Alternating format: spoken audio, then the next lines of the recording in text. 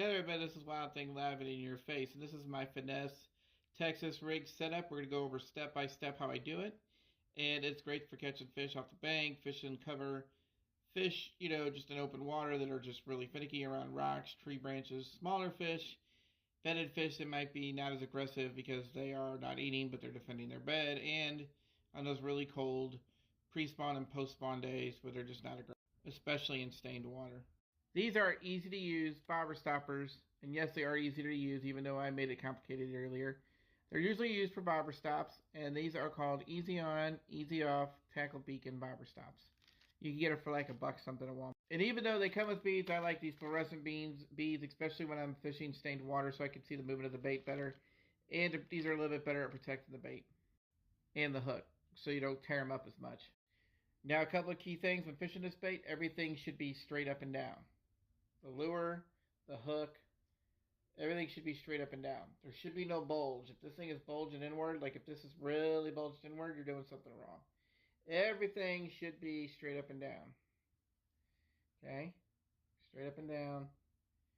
It looks bulgy on camera, but it's not. It's straight up and down. So, how did I do this? First, you slide that circle through your main line. Then you slide that loop off onto your main line. You just push it off, leave that loop open, and leave both ends open. Then you tie down, you slide the weight on, and you tie down these on both ends to keep that weight in place. Then you obviously slide on the bead, and then tie on your hook like you normally would. And when you put the bait on, make sure you bury the hook back into the bait. Again, you're trying to be really finessey in this type of bait setup, and you're trying to go very slowly. You're not fishing 90 miles an hour because crawdads don't swim 90 miles an hour in the water. So a couple pops, stop, pause, let it fall.